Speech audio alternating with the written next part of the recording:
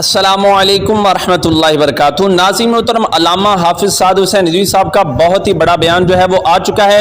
ناظرین محترم، علامہ حافظ سعد حسین ندوی صاحب نے بہت ہی غم و غصہ کا اظہار کیا ہے۔ انہوں نے کہا کہ جناب سرکاری سطح پر ناچ گانے کی محفل انعقاد کر کے جناب یہ یوم آزادی پر فاش ناچ گانے کی محفل شہداء کی توہین ہے۔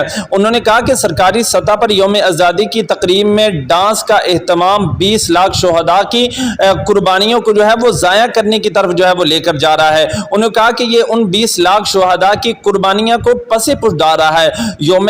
یوم پاکستان کی تقریب میں فاش ڈانس باقاعدہ ایک پلاننگ کے ساتھ جو ہے وہ کیا گیا ہے، اور انہوں نے یہ بھی مطالبہ کیا کہ وزیر اعظم اور کابینہ اس بے ہودگی پر قوم سے معافی مانگے اور وزیر اعظم ان گھنونے کام میں ملوث کرداروں کے چہروں کو قوم کے سامنے لائے۔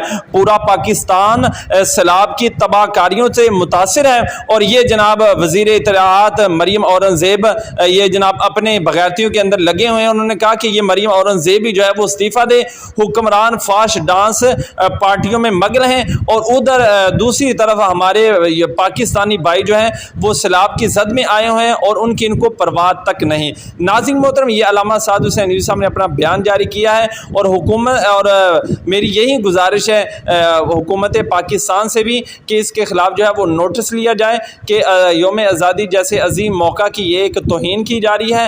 پاکستانی جو ہے وہ سیلاب کی زد میں ہیں، اور یہ جناب اپنی ٹیٹو پارٹیاں کے اندر اپنے پیسے جو ہے وہ ضائع کر رہے ہیں۔